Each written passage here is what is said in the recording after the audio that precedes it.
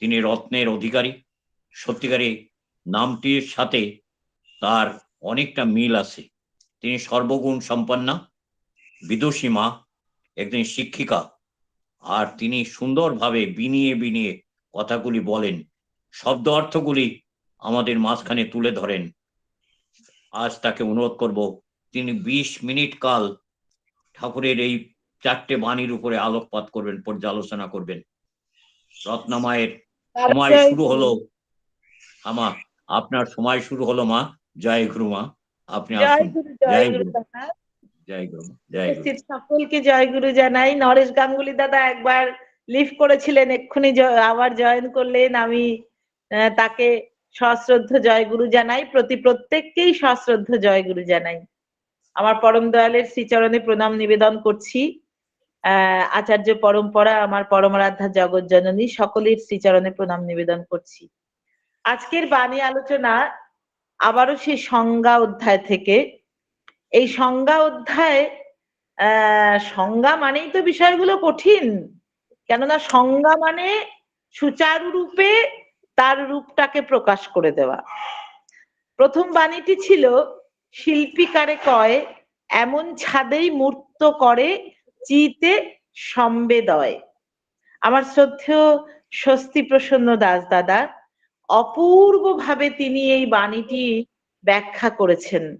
শ্রী শ্রী ঠাকুরের যে এই যে প্রশ্ন করা এবং উত্তর দেওয়া, এই বিশেষ একটি ধাঁচ, এই বিশেষ একটি ধাঁচকে তিনি অনেক বাণী প্রদানের ক্ষেত্রেই তিনি ব্যবহার করেছেন। একটা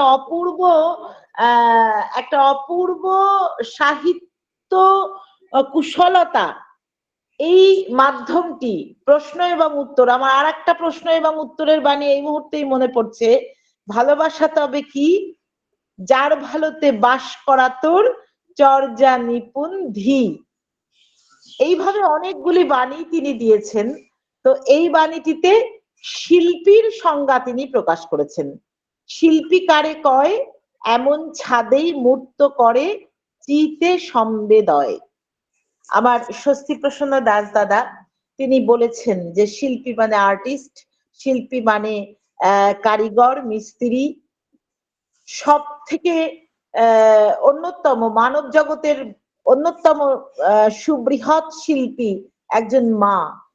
তিনি জন্ম দেন, তিনি শিশুর জীবনের শিক্ষা দীক্ষা, আচার আচরণ, কলা কৌশলের সুন্দরভাবে, কলা কৌশলকে সুন্দরভাবে তিনি তৈরি করে দেন এবং সেই শিশুর জীবনটিকে সুচারুরূপে গড়ে তোলেন।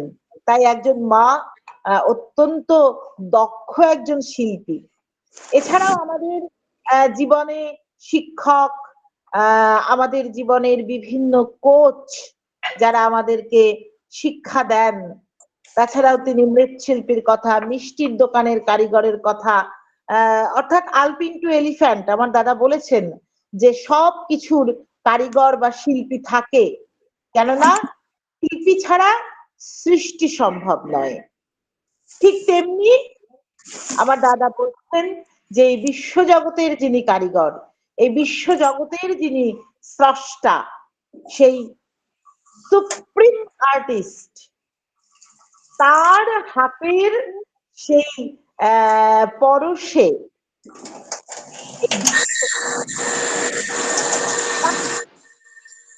তিনি হচ্ছেন শিল্পীর সেরা শিল্পী, যিনি আমাদের জীবজগতের জীবন্ত আদর্শ, যার চলনে, যার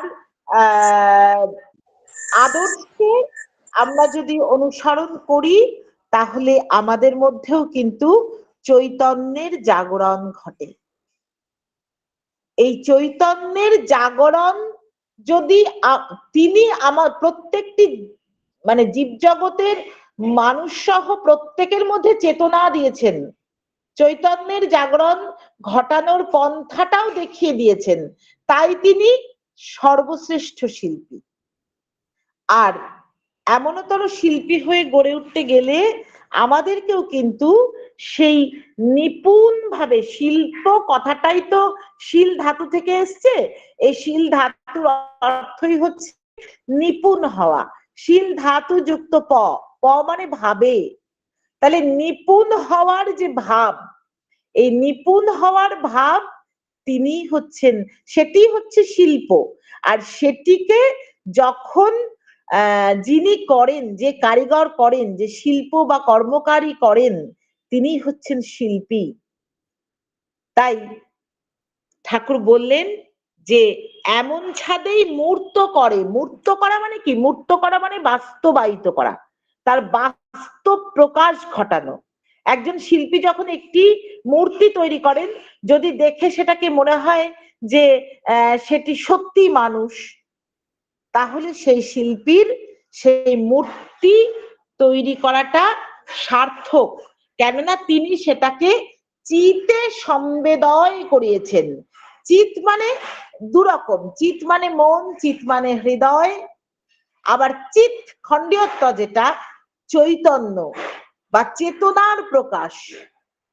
আচার্যদেব শ্রী দাদা লিখলেন না, চেতনা বিহার ও আকাশ, অর্থাৎ চেতন কর্ম, প্রকৃত বা যথার্থ জ্ঞান যার মাধ্যমে হয়, চৈতন্য বা বোধি যার মাধ্যমে আসে, চেতনা যার মাধ্যমে আসে, সেই সম্বেদয়, সম্বেদয়কে সম্যক বোধে উপস্থিত করায় যা। সম্পূর্বক বিদ ধাতু থেকে, বিদ ধাতু মানেই কি? জ্ঞান, সম্বেদ। তাহলে সম্যক জ্ঞানবান করে তোলেন সেই সম্বেদী। তাই আমার চেতনায় যেটা সম্যক রূপে জ্ঞান রূপে প্রকাশিত হয়, যার বাস্তব প্রকাশ হয়, সেটি তিনি, তখনই তিনি শিল্পী যখন তার সেই শিল্পকার্য আমার চেতনায় জ্ঞান রূপে প্রকাশ করে বা জ্ঞান রূপে প্রকাশিত হয়। তাই আমি শিল্পী, একজন কারিগর শিল্পী, একজন মা শিল্পী, একজন মিষ্টির দোকানের শিল্পী, তারা কিন্তু সেই সার্থকতার চরমে পৌঁছাতে পারেন না, কিন্তু সেই শিল্পীর শিল্পী, সেরা শিল্পী, তিনি কিন্তু সেই সার্থক চেতনার প্রকাশ ঘটান আমাদের মধ্যে, আমাদের মধ্যে বোধি ঘটান, জ্ঞান, জ্ঞানের দরজাকে উন্মুখ করে দেন। তিনিই হচ্ছেন সেরা শিল্পী। তাই তার শরণ নিতে হয়, তার পথে চলতে হয়। আমার দাদা বলছিলেন যে বিধিকে অনুসরণ করে চলতে হয়, আদর্শকে ফুটিয়ে তুলতে হয় আমাদের মধ্যে, তবেই আমরা সেই মনুষ্যত্বের শিল্পী, তিনি যেমনতর হয়ে উঠেছেন তেমনতর পথে চলতে পারবো এবং এক একটি ছোট ঠাকুর হয়ে গড়ে উঠতে পারবো। দ্বিতীয় বাণীটি ছিল, গুণপনায় মুগ্ধ হয়ে বাখান করায় কয় স্তুতি, বাগিয়ে নেওয়ার প্রত্যাশাতে খোসা মোদি হয় দুতি। এখানে আমার ভোলানাথ পান্ডে দাদা বাস্তব জীবনের অভিজ্ঞতা দিয়ে খোসামোদের দুতি কেমনতর হয় এবং এবং কেমন করে বাগিয়ে নিয়ে তিনি মানুষকে ঠকান, বাস্তব জীবনে এরকম ঘটে চলে, তার কথা তিনি বলেছেন। তিনি সত্য, রজ, তম এই 3 গুণের কথা বলেছেন এবং সত্যগুণ ঈশ্বর কোটির মানুষের হয়, রজগুণ যার মধ্যে থাকে, রজ প্রকৃতি দ্বিধা বিভক্ত, আছে কি নেই, আছে কি নেই, তার সৎসঙ্গ হলে সে আছের দিকে যায়, আর অসৎ সঙ্গ হলে নাইয়ের দিকে ঢলে পড়ে, এই দ্বিধা বিভক্ত চরিত্র। কিন্তু তমগুণ সম্পন্ন তারা কোনোভাবেই সত্যগুণের অধিকারী হয়ে উঠতে পারেন না, তারা জগতের অকল্যাণকারী। তিনি বলেছেন এগুলো। এই বাণীটিতে আমার মনে হয়েছে যে এখানে দুটি বিপরীতমুখী বৈশিষ্ট্য সম্পন্ন ব্যক্তিত্বের কথা বলা হয়েছে। এক হচ্ছেন স্তুতির দ্বারা গুণস্তাবক করেন যিনি, প্রকৃতই যিনি গুণের বা গুণীর গুণকীর্তন করেন,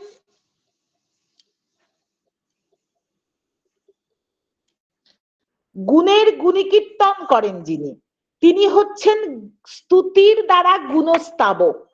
গুণপনায় মুগ্ধ হয়ে বাখান করায় কয় স্তুতি।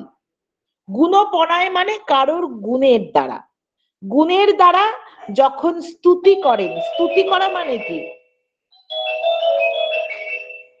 স্তুতি শব্দটা এসছে স্ত ধাতু থেকে। এই স্ত ধাতুর অর্থই হলো স্তব করা। স্তব করা মানে কি? প্রশংসা করা, গুণকীর্তন করা। স্তুতি বাক্যের দ্বারা আমরা যখন ইষ্টের বন্দনা এবং গুণকীর্তন করি, তখন কিন্তু সেটা হচ্ছে গুণ মানে ওই প্রথম বৈশিষ্ট্য সম্পন্ন মানুষ, অর্থাৎ যারা গুণপনায় মুগ্ধ হয়ে সেই গুণের বা গুণীর ব্যাখ্যা করে, বাখান করা মানে ব্যাখ্যা করা, ব্যাখ্যা করেন, তিনি হচ্ছেন স্তুতি স্তাবক। আর বিপরীত ধর্মী ঠিক তার পরের লাইনে, বাগিয়ে নেওয়ার প্রত্যাশাতে খোসামদি হয় দুটি। দ্বিতীয় যারা খোসামদের দুটি, তারাও গুণকীর্তন করে, তারাও কিন্তু গুণকীর্তন করে, কিন্তু তাদের গুণকীর্তনের মধ্যে সেই স্তব করার ভাব থাকে না, সেই ইষ্টের বন্দনা করার ভাব থাকে না, বা গুণীর বন্দনা করার বা ব্যাখ্যা করার ভাব থাকে না। বাখান মানে ব্যাখ্যান, পদ্যে বলা হয় বাখান, যার অর্থ প্রশংসা বা গুণবাদ, গুণানুবাদ। তো সেইটা না থেকে তার গুণের গুণ স্তুতি করার উদ্দেশ্যই হচ্ছে বাগিয়ে নেওয়া। বাগিয়ে নেওয়া মানে আত্মসাৎ করা বা কৌশলে আয়ত্ত করে নেওয়া। এই কৌশলে আয়ত্ত করে নেয় যারা, তাদেরকে বলছেন ঠাকুর খোসামদের দূতি। খোসামদকারী দূত, যার ওপর একরকম ভিতর আর একরকম। তাই গুণপনায় মুগ্ধ হয়ে আমাদেরকে কিন্তু আমরা প্রকৃত গুণীর গুণে মুগ্ধ হয়ে তার ব্যাখ্যানে স্তুতি করব, এরকম বৈশিষ্ট্য সম্পন্নই আমাদের হয়ে ওঠা উচিত।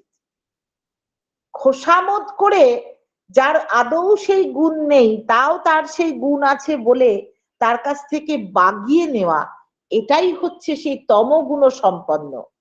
আর সত্যগুণ সম্পন্ন হচ্ছেন সেই স্তুতি স্তাবক, গুণ স্তাবক যিনি, তিনি।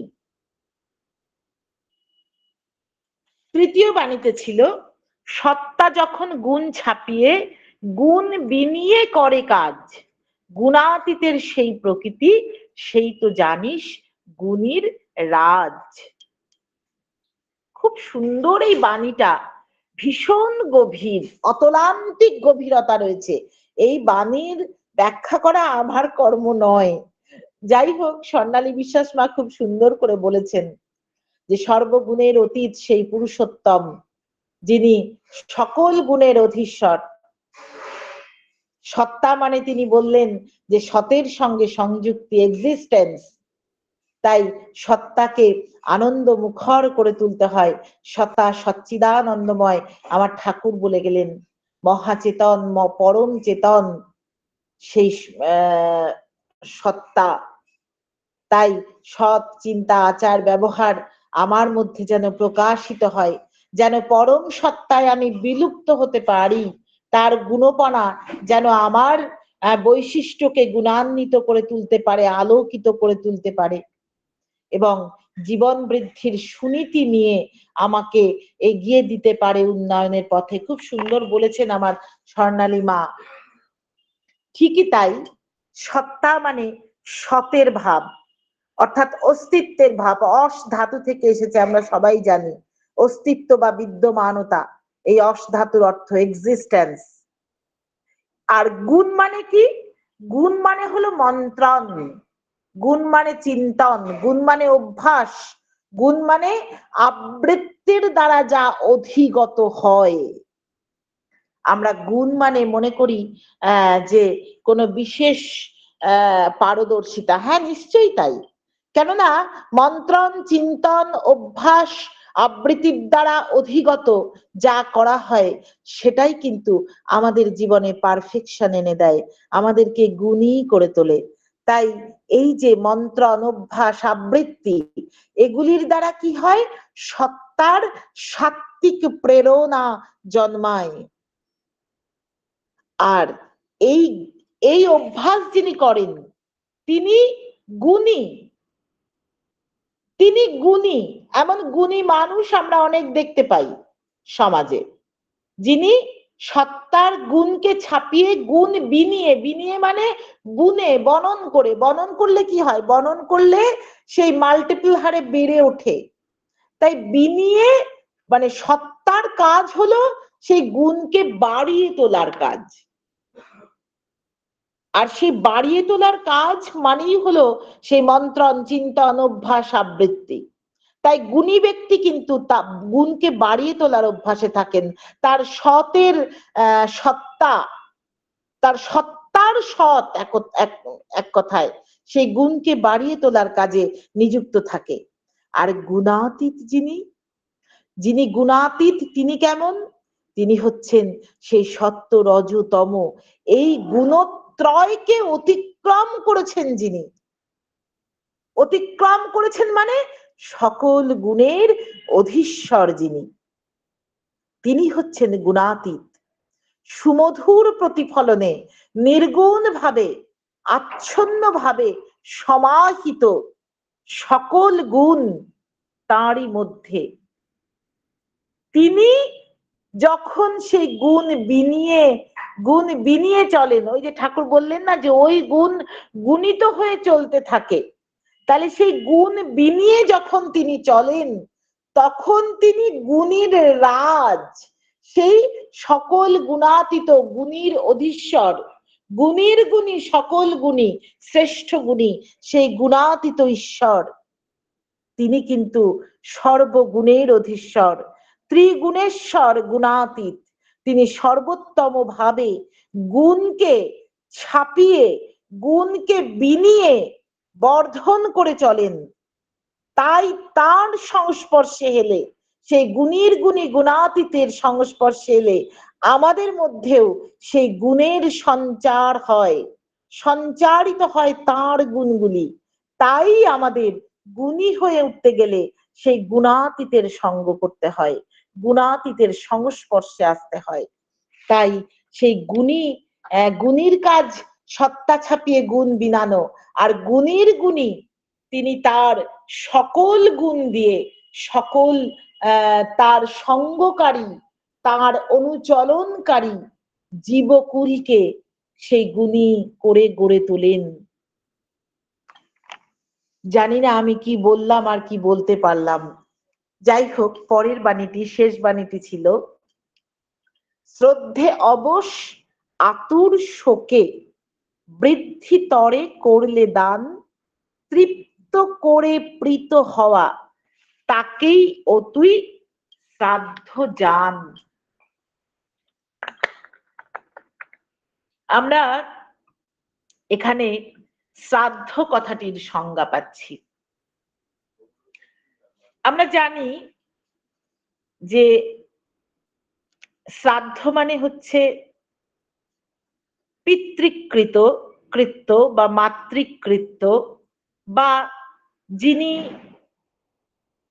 দেহ, এই নশ্বর দেহ ত্যাগ করে অমর ধামে যাত্রা করেছেন, তার উদ্দেশ্যে যে শ্রদ্ধাপূর্বক তৃপ্তি দানকারী ক্রিয়াকর্ম আমরা করে থাকি সেটাকেই আমরা শ্রাদ্ধ বলি। শ্রী শ্রী ঠাকুর বললেন যে শ্রাদ্ধ কথাটির অর্থই হচ্ছে শ্রদ্ধা করা। শ্রদ্ধা করা, শ্রদ্ধা করা মানে কি? শ্রদ্ধা করা মানে হচ্ছে বিনয় সম্মত অভিবাদনে সমুজ্জ্বল হয়ে ওঠা, যার দ্বারা চিত্ত প্রসন্নতা লাভ করে। শ্রদ্ধা মানে ভক্তি, শ্রদ্ধা মানে আশ্রয় করে সেবা করার ভিতর দিয়ে ধারণ করা। কাকে আশ্রয় করে? যাকে আমি শ্রদ্ধা করছি। যখন আমি পিতৃকৃত করছি তখন আমি পিতার গুণাবলীকে আশ্রয় করছি। যখন আমি প্রিয় পরমকে শ্রদ্ধা করছি, তখন আমি তার গুণাবলীকে আশ্রয় করে তাকেই সেবা করার ভিতর দিয়ে সেই গুণাবলীগুলোকে ধারণ করছি। শ্রদ্ধা করা মানে তাই সৎকে ধারণ করা, সত্যকে পোষণ করা। এই শ্রদ্ধার অর্থটা এসেছে শ্রী ধাতু থেকে, যার অর্থ হচ্ছে ধারণ করা বা আশ্রয় করা। তাই সত্যকে ধারণ পোষণ করা বা আশ্রয় করা বা সেবা করা, সেটাই হচ্ছে বিনয়সম্মত অভিবাদনে সমুজ্জ্বল হয়ে ওঠা, অর্থাৎ শ্রদ্ধা করা। এই শ্রদ্ধায় অবশ হয়ে, শ্রদ্ধে অবশ মানে শ্রদ্ধায় অবশ। আমি যখন বিনয়সম্মত অভিবাদনে সমুজ্জ্বল হয়ে উঠব, তখন আমার মধ্যে একটা শিথিলতা, একটা ফ্লেক্সিবিলিটি, একটা অবশ ভাব আসবে। আমি ফ্লেক্সিবল হয়ে উঠব। আমি কিন্তু সবটাই গ্রহণক্ষম করে তুলবো নিজেকে। শি ধাতু থেকে এসেছে এই অবশ কথাটা, যার অর্থ শয়ন। শয়ন মানেই কিন্তু ধারণ।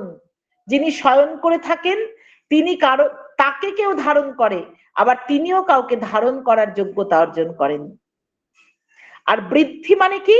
বৃদ্ধি মানে তৃপ্ত করে প্রীত হওয়া, বৃদ্ধিতরে করলে দান। বৃদ্ধি মানে কি? বৃদ্ধি মানে বেড়ে ওঠা, বর্ধনা, সর্বতোভাবে যে বেড়ে ওঠার কর্ম, সেটাই হলো বৃদ্ধি। তাহলে শ্রদ্ধায় ধারণ করে, আর শোকটা কেন? ওই যে হাজার হলেও আমরা যখন পিতৃকৃতি মাতৃকৃতি করি, তিনি তো তার নশ্বর দেহটাকে ত্যাগ করেছেন, যে দেহটাকেই আমরা ভালোবেসেছি। আমরা কিন্তু প্রথমে এই শরীরটাকেই দেখি, শরীরটাকেই ভালোবাসি, শরীরটারই যত্ন নিই, শরীরটাকেই সুন্দর করে রাখার চেষ্টা করি। তাই সেই শরীরটা ছেড়ে গেলেই কিন্তু আমাদের মধ্যে প্রথম শোক আসে। আমরা ভুলে যাই যে এই শরীরটা একটা আবরণ মাত্র, একটা বাহ্যিক। আমরা যেমন কাপড় ছাড়ি, আমাদের পরমাত্মা, আমাদের আত্মা শরীরটা ত্যাগ করে, আমরা আত্মার কথা ভুলে যাই, আমরা শরীরটা নিয়ে ব্যস্ত হই। তাই কিন্তু আমরা শোকে আতুর হয়ে উঠি। কিন্তু যখন আমরা বোধ করি যে আত্মা তো সেই পরমাত্মার সাথে মিলনের জন্যই তিনি সে এগিয়ে চলেছে, চরই বেতি পথে চলেছে, তখন আমরা শ্রদ্ধায় অবশ হয়ে, তখন আমরা বর্ধনের জন্য দান করি। এই যে আমরা শ্রাদ্ধ কার্য করলে বলি না, ষোড়শ দান করা বা এরকম অনেক দানের ব্যাপার আছে। দান করলে কি হয়? বৃদ্ধি হয়, তার গুণাবলীগুলি আমার মধ্যে বর্ধিত হয়। তাই আমরা দান করি, সর্বতোভাবে বেড়ে ওঠার জন্য। বৃদ্ধিপর না হলে কি হয়? অপলাপে নিঃশেষ হয়ে যেতে হয়। তাই জন্য দান করতে লাগে। দান করা একটা এই জন্যই মহৎ কর্ম, যে বৃদ্ধির জন্য। আমার বৃদ্ধি, আমি দান করছি মানে আমি বৃদ্ধির পথে আছি। আমি দান করছি না মানে আমি অপলাপে নিঃশেষ হয়ে উঠবো। আর দান করার মাধ্যমে বৃদ্ধি প্রাপ্ত হলে কি হয়? তৃপ্ত হয়। তৃপ্ত হওয়া মানে কি? সন্তোষ বা আনন্দে অধীর হওয়া, পরিতুষ্ট হওয়া, পরিতৃপ্ত হওয়া। আর তৃপ্তির মধ্যে একটা প্রীতি ভাব থাকে। তৃপ্ত হলেই প্রীতি আসে, একে অপরের যেন পরিপূরক। আর এই প্রীতির মধ্যে প্রেম থাকে। প্রীত হওয়া মানে প্রেমে অধিষ্ঠিত হওয়া। তাহলে তৃপ্তির আনন্দ হলেই প্রীতি আসে, আর প্রীতি আসা মানে প্রেম আসে, প্রফুল্লতায় উদ্দীপ্ত হয়ে ওঠা। আর সেটাই হলো শ্রাদ্ধ। শ্রাদ্ধ মানে তাই শ্রদ্ধানুচলনী, অনুচর্যা, শ্রদ্ধার সহিত অনুসরণ পূর্বক গমন করা এবং তার গুণাবলীকে বৃদ্ধি করে নিজের মধ্যে তৃপ্ত, প্রীত, প্রেমান্বিত হয়ে ওঠা। জয় গুরু সকলকে। জয় গুরু মা। অপূর্ব অপূর্ব বিশ্লেষণ। এ ছিলেন আমার শ্রদ্ধা রত্না অধিকারী মা। এই নামটি আমার মনে হয় আমার পরম পূজ্যপাদ